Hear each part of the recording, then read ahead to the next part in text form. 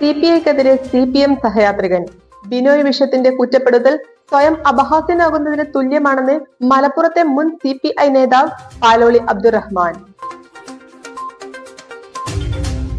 CPI സംസ്ഥാന general secretary Binoy Viswam പിണറായിക്കെതിരെ നടത്തിയ കുറ്റപ്പെടുത്തൽ സ്വയം അപഹാസ്യനാകുന്നതിന് തുല്യമാണെന്ന് മുൻ CPI നേതാവും ഇപ്പോൾ CPM സഹയാത്രികനുമായ പാലോളി അബ്ദുറഹ്മാൻ.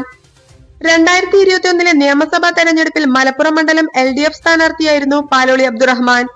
CPMൽ വ്യക്തിപൂജ ഉണ്ടായിട്ടുണ്ടെങ്കിൽ വലിയ പിഴവാണെന്ന ബിനോയ് വിശ്വത്തിന്റെ പ്രസ്താവന പ്രതിപക്ഷ ഉപനേതാവ് സ്ഥാനം നേടിയെടുക്കാനുള്ള സമ്മർദ്ദതന്ത്രമാണെന്ന് എല്ലാവർക്കും മനസ്സിലാകുമെന്നും അദ്ദേഹം പറഞ്ഞു.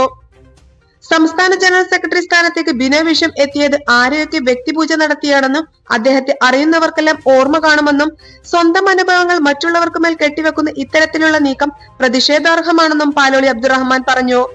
വ്യക്തിപൂജ നടത്തുന്നവർ CPIയിലാണുള്ളത്.